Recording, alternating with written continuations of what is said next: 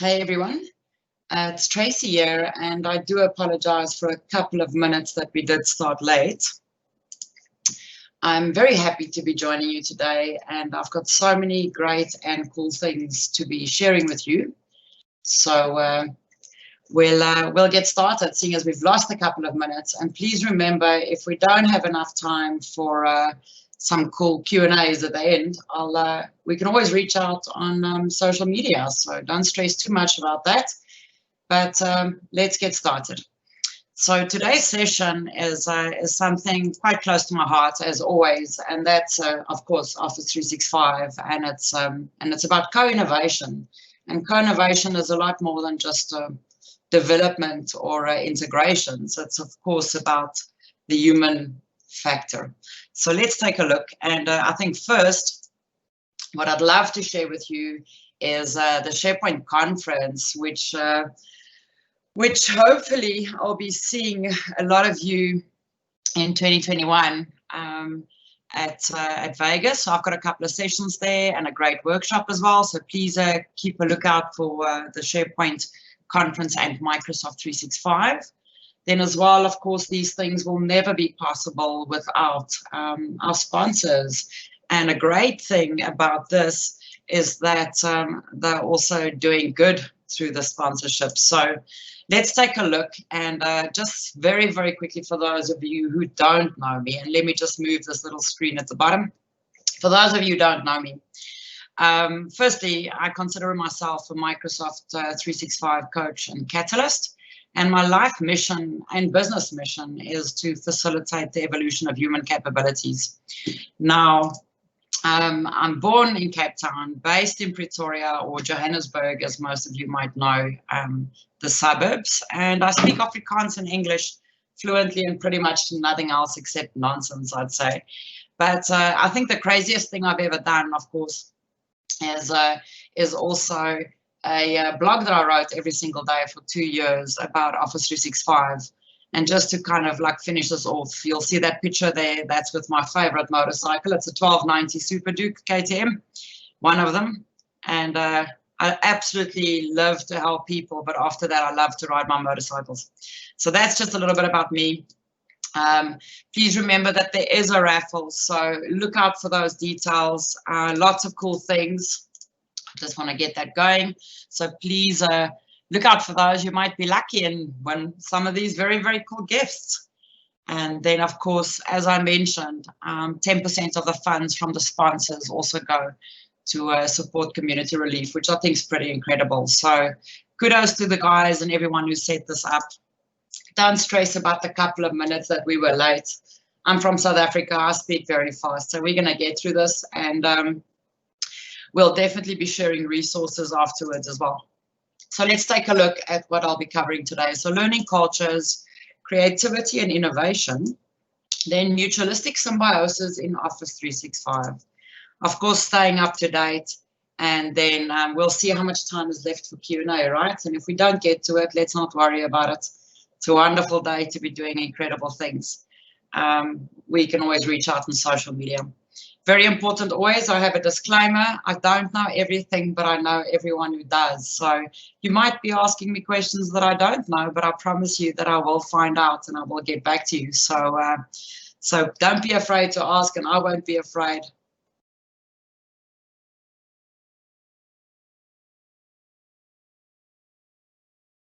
I won't be afraid to not be able to answer it.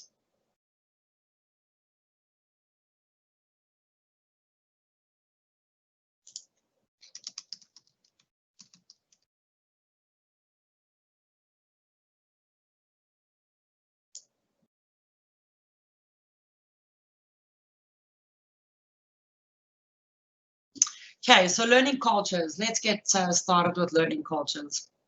Now, it's always interesting for me when people say that there's too many apps, there's too many things, they're not sure how things are supposed to work.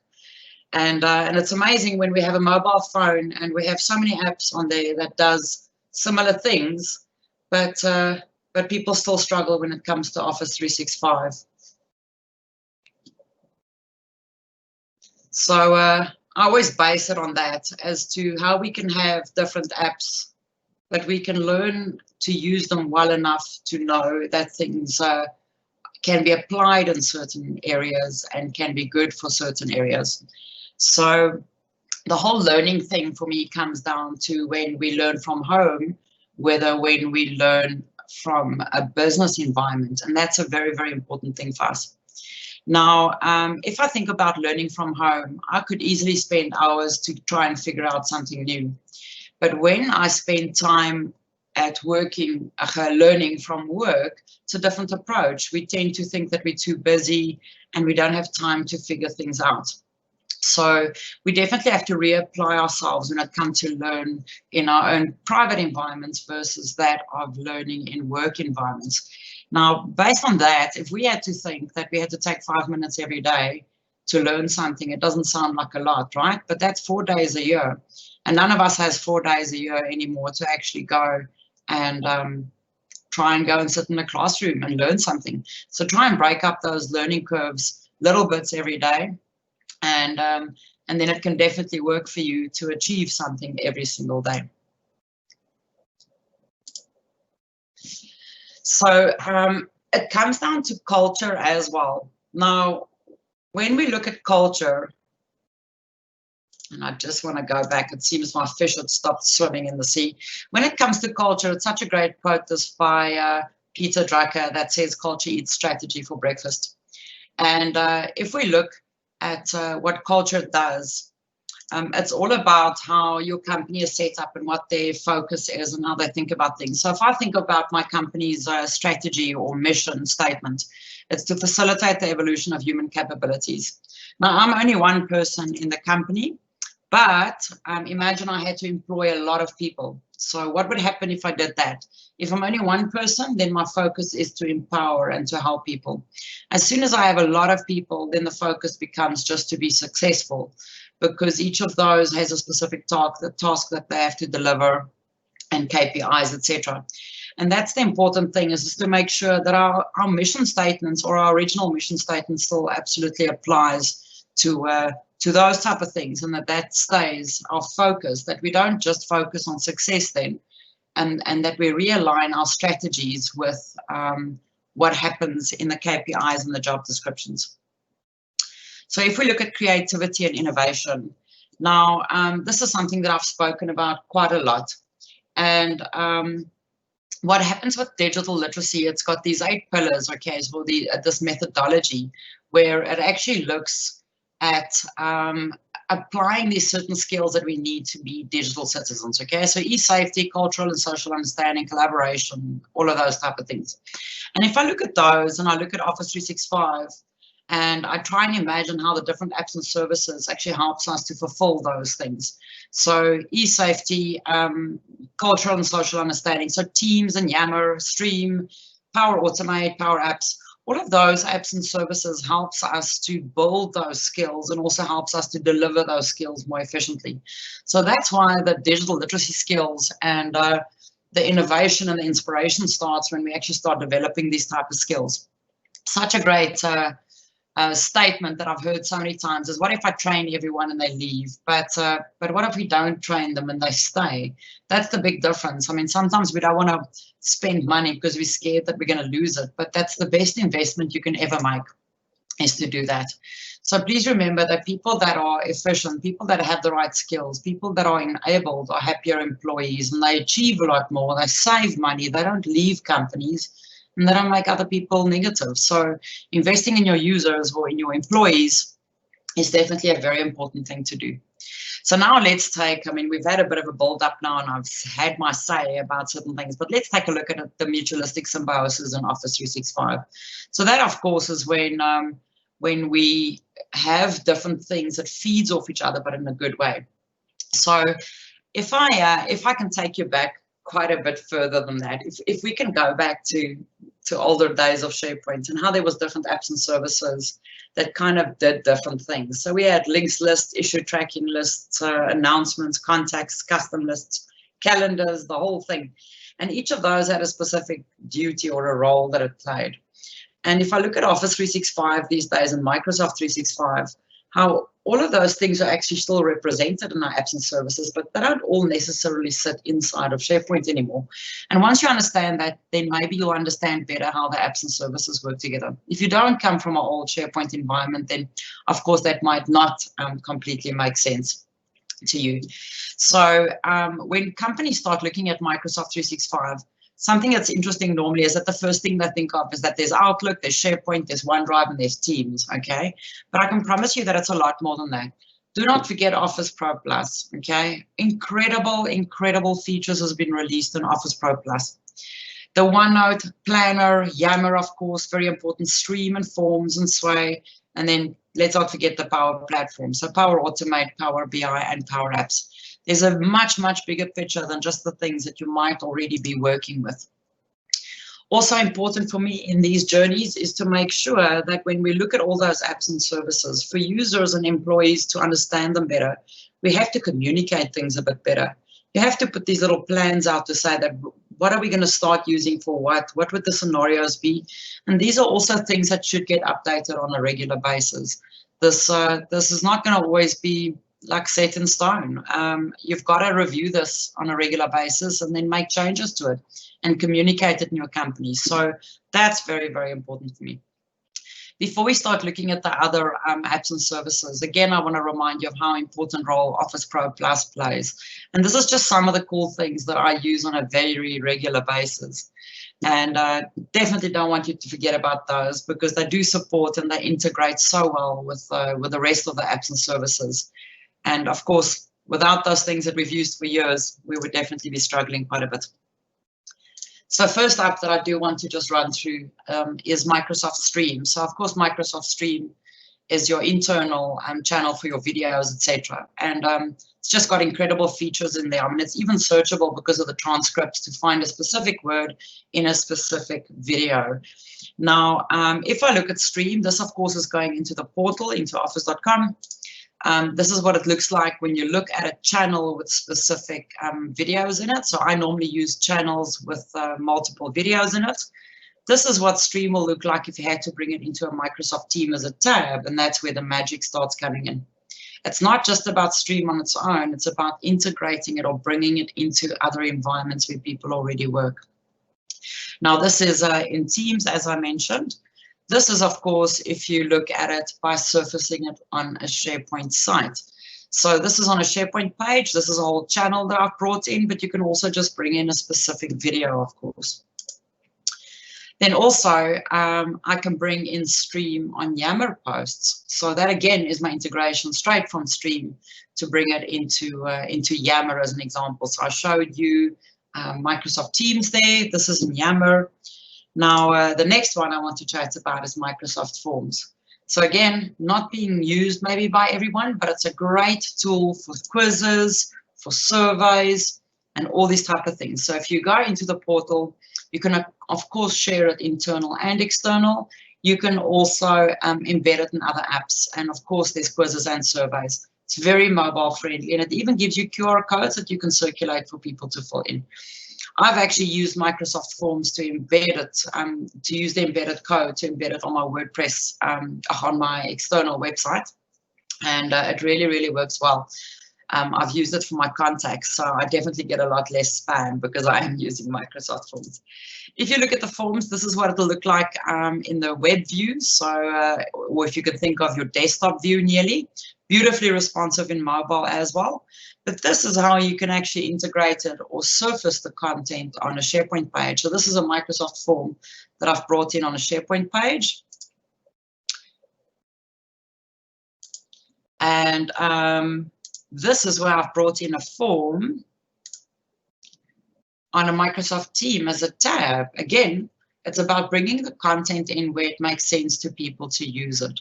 So it's not about people navigating to the link or to Microsoft Forms or to the email that you've sent.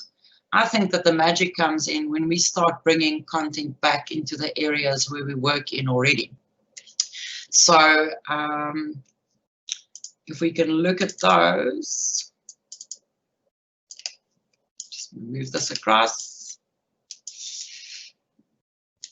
Just having a look at the Q&A as well, just to make sure that there's not any questions.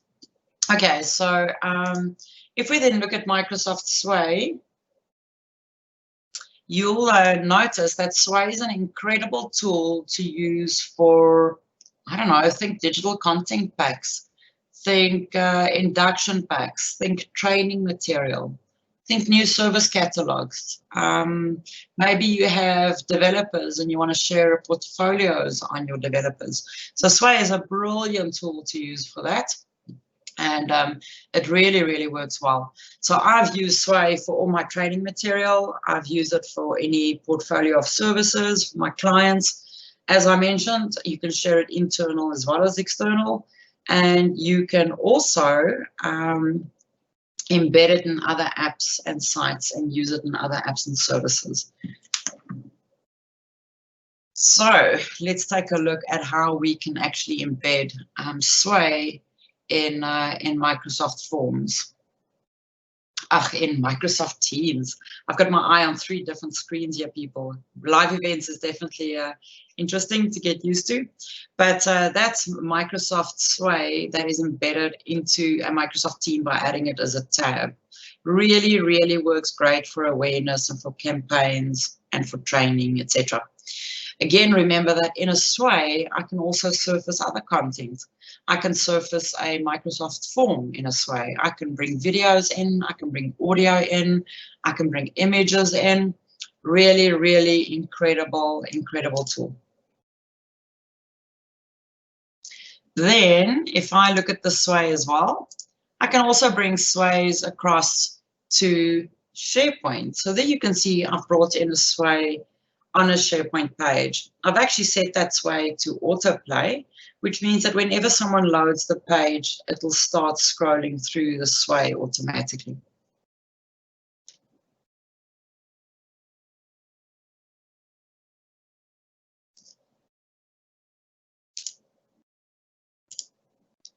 Just give me a moment, everyone.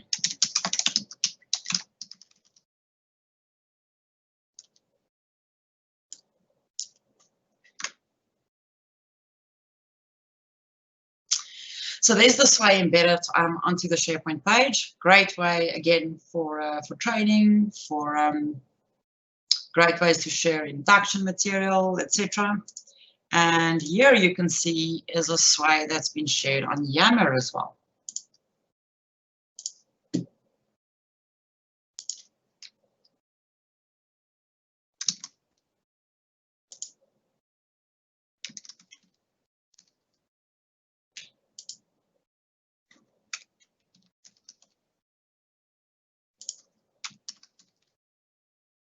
Apologies, people, just a moment. I'm just sending a message as well to one of the organizers just to get something going again.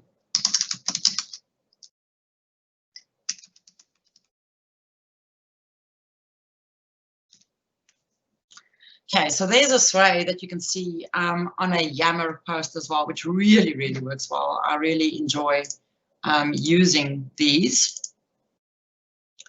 Just minimize that again. So I really enjoy using these on Yammer as well because I can share induction, I can share training, I can say, hey guys, here's a cool new thing that I think I want you to go and read up about. Really, really great to integrate it with Yammer. And then you'll also see that if I look at the Sway here, this is how I can share the Sway as a email message. So it does this cute little, they call it a visual link. It does this cute little email visual link that it actually shares. And you can then actually email it to people. And that's how I actually email out my Office 365 services or etc. or my portfolio. You'll see here that you can share Sways as well with embedded code, Facebook, Twitter, as well as LinkedIn. Now this brings me to Yammer. Of course, it is the year of Yammer. Now, Yammer has had a bit of a revamp lately, which is pretty cool. And I'll show you where the settings is in the admin center to go and change that. So Yammer now has, of course, the ability you can ask questions. You can do a praise. You can do a poll as well. There's announcements. Of course, you can run live events in there. I mean, that's pretty incredible. And then you can also pin post the top. It looks completely different lately. It's got a really, really sexy look to it. And it's very, very exciting that these have been launched. So just for those of you who are not too sure about how to switch this on, so in the admin center, if you're not used to well, seeing the new preview yet, of course, you can go to the admin center and you can go to the Yammer admin center. And in there, you'll see that there is a new Yammer preview. And under the new Yammer preview, you'll see that there is an ability to say that you want to stay in the classic Yammer, or you want to enable new Yammer as an opt-in, but you can also enable new Yammer preview as a default. So I've actually got to switch that on, and it actually applies it very, very quickly, which I think is pretty cool. It gives you a very, very quick opportunity to start seeing what the new Yammer looks like. Now, don't forget, Yammer is also available on mobile phones. And again, the integration into other apps and services is just incredible. So if I go and I just want to see, so this was the stream that I've already showed you. That is bringing in a sway onto Yammer, which is really, really incredible. If I look at this next page, you'll see that this is where I can see bringing Yammer in onto SharePoint pages. So I love using the idea of using hashtags to actually put topics and things in there so that I can surface specific streams of content, if that makes sense. So this is actually one Yammer group that I've just surfaced into 3 different columns by using the hashtag. So very, very cool thing is to bring a lot of stuff together on Yammer. And then what I do when I build these little Yam Jam pages is that I can actually then surface that SharePoint page in Teams, which then brings Yammer into the specific pages, which is pretty cool. So again, just to recap that, this is one specific Yammer group. So in that Yammer group, I've used specific hashtags or topics. And what happens is when I bring it onto a SharePoint page, I can then surface that specific topic. And I like bringing a lot of different things together, like a newspaper nearly, or a news digest. And all I've done is I've built it on a SharePoint page, and I then bring the SharePoint page into Teams. But that's still Yammer there, and that just shows you the perfect mutualistic symbiosis between the apps and services and how they can actually work together to just achieve amazing things.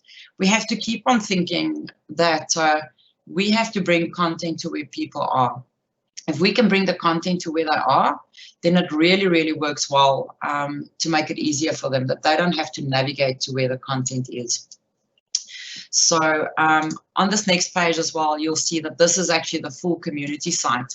And there you'll see that I actually work with hashtags. So this again is the full community or Yammer group that I have that I've just added as a tab. The previous one that I had was that digest pages that I built.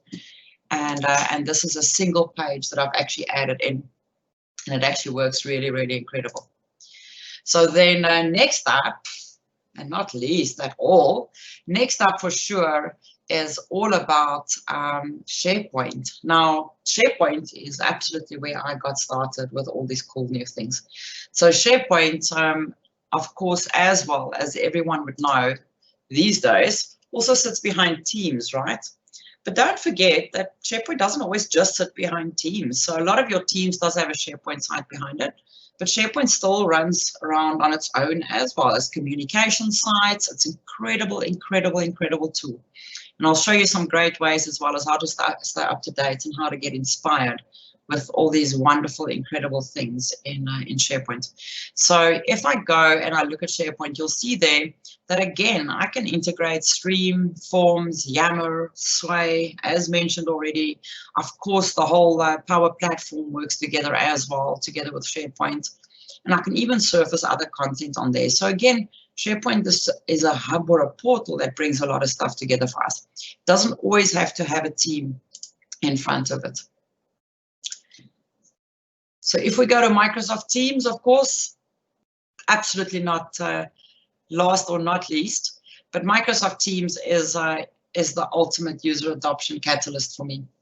Microsoft Teams for sure has incredible apps and services that can be integrated in there. It has your communication tools. It has your people and your content. I mean, I don't know if you've used the WhoBot, but it's incredible. It's got other tools as well. It's got wonderful integration with your Office ProPlus, which means that co-authoring, etc., just works incredible. It has your OneNote and your planner in there for productivity. I can bring forms, Power BI, Sway, Stream in there. And then, of course, I can even send emails to channels in Teams. I mean, it's just an incredible, incredible tool. And as mentioned, SharePoint actually sits behind your Teams, right? So you've got to understand how these things actually work together before you can achieve more with it. Don't see the apps and services separate from each other. They actually work together to be better, if that makes sense. There's this amazing word in the Bantu language, which is an African language, that says that I am who I am because of who we all are. Now, if I look at the Teams as well, of course, in Teams, I can add tabs, which integrates with all these other apps and services, as I've mentioned, and that's the important thing of it all. Then the Power Platform, I'm not going to go too much into that, but again, Power Apps, Power BI, the Power Automate, they've brought in virtual agents as well. What an incredible, strong platform again, and this all just integrates and works together with the rest of Microsoft 365. Now, I am going to start wrapping up the evening and run through some very, very important resources that I do want to share with you. Now, staying up to date is the most important thing that you can do with Microsoft 365. It's if you don't keep on learning, you'll get behind. So it's about that little things, like I said, how we have to every day keep on learning, etc. So the first most important thing is what's new in Office 365, and that shows me Office ProPlus features that's been released. So that's a pretty incredible site. Next one, of course, Microsoft 365 roadmap, and I can go there and I can actually search for anything in this roadmap, and I can then see what is being rolled out, what's in development, what is it going to be launched, etc. Then, of course, the new adoption resources, and there's some incredible resources there. There's a lot of them in Teams that I use specifically to help companies adopt these technologies, but please go and check out the adoption resources. And it's been revamped. There's some incredible resources in there. Occasionally, I use the Office 365 Training Center as well. So on there, you'll find lots of training material and quick tips and templates and infographics. It's a really, really cool, sexy site. And I would definitely go and take a look at it. I mentioned earlier on how incredible SharePoint is these days and all the templates and the things you can do with it. And the SharePoint Lookbook is for sure a website that you have to go to. Because in the SharePoint Lookbook, you can go and look at different examples of how they've applied specific web parts or layouts or looks for different sites. And also, some of those are templates that you can download. So, for example, the crisis management, which is an incredible tool that you can use in these crazy times that we're living in now.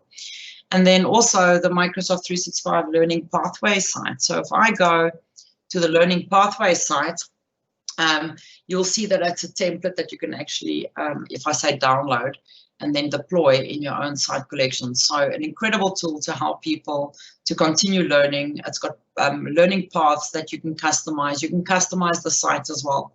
And Microsoft stays responsible for the content that's in the site. Part of those resources, and I mentioned to you the adoption tools. This is one of the adoption tools, which is just absolutely incredible.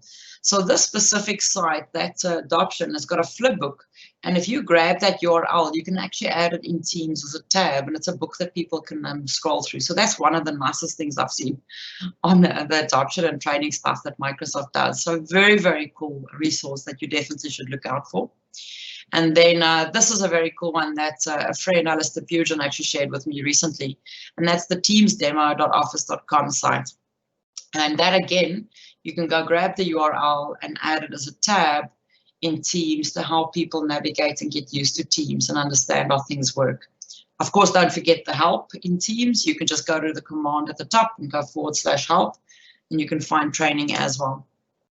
Then, of course, the Microsoft Tech community. And I mean, there's nothing greater than the community that we belong to. So sign up for Microsoft Tech community, go check out the different blogs, set up your cards to follow the specific products that you're interested in. It's a really, really great environment to learn and ask questions and find out what's new.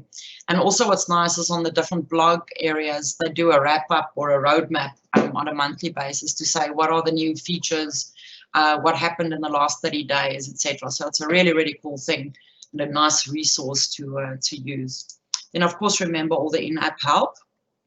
Inside of the apps these days, even inside of ProPlus, you'll see that there's a help tab, gives you training, it shows you what's new, you can suggest features, you can get support, you can get links to blogs and things. So inside of the apps, there's a lot of things built in these days as well. So I am going to just check and see if we've got any Q&As coming up. So I'm going to just take a minute and just follow up and see if there's anything else.